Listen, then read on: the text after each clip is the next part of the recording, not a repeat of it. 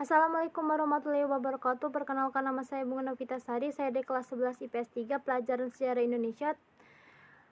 Guru pembimbing Ibu Devi Oktaviani. Di sini saya akan bahas tentang kongsi dagang Belanda di Nusantara. Seperti kita ketahui, masa kekuasaan FOC di Indonesia tahun 1602 sampai 1800. FOC atau kepanjangan dari Foreign Osterdijk Company adalah sebuah kongsi dagang Belanda di Indonesia. Latar belakang FOC didirikan di Indonesia adalah satu, bangsa Belanda bersaing ketat untuk meraup keuntungan di Indonesia yang berlimpah. Dua, pada saat itu Belanda sedang berperang dengan Portugis dan Spanyol. Tiga, pemerintah Belanda ingin menyatukan para pedagang Belanda dalam satu kongsi. Empat, sebagai senjata ampuh militer dan ekonomi. Atas prakasa Perintis Mautis, wakil Belanda FOC resmi didirikan 20 Maret 1602 di Amsterdam, Belanda.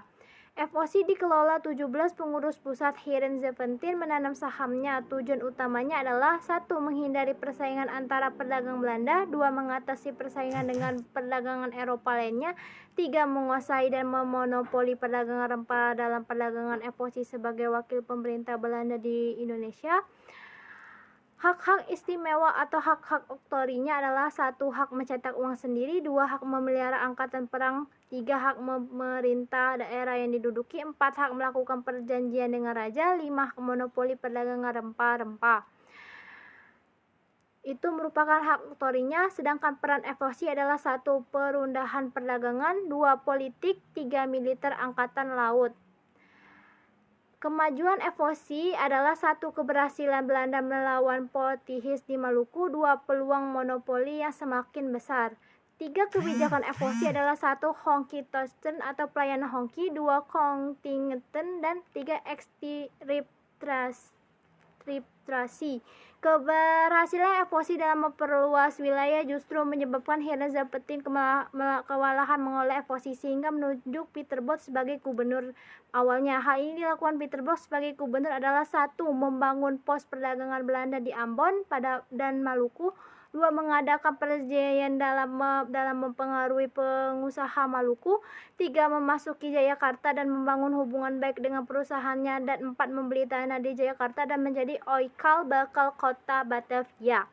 Batavia merupakan kota pusat kekuasaan FOC. 1. Benteng Batavia, rumah gubernur, gereja, kantor utama FOC, gudung, rasio tempat tinggal tentara FOC. 2. Permukiman. FOC sangat cerdik dalam memanfaatkan memanfaatkan konflik pribumi untuk memperluas wilayah kekuasaannya. 2. Pengusaha meminta bantuan FOC. Dan 3. FOC meminta imbalan berupa kekuasaan. Pada tahun 1667 berhasil memaksakan Sultan Hasanuddin untuk menandatangani perjanjian Bonggaya.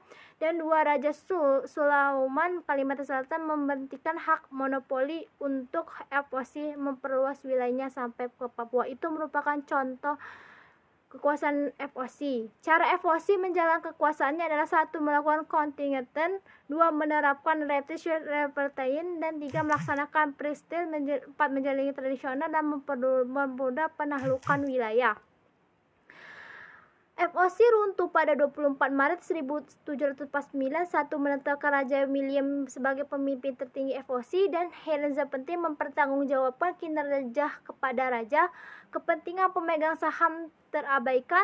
FOC terlilit banyak hutang, penuntut dan pendapatan. Dan 3. Menerapkan sistem feodalisme di Indonesia. Para pegawai mengedepankan kepentingan pribadi. Itu FOC sering disebut dengan order corruption, artinya tenggelam kena korupsi. 31 Desember 1749 FOC resmi dibubarkan. Wassalamualaikum warahmatullahi wabarakatuh.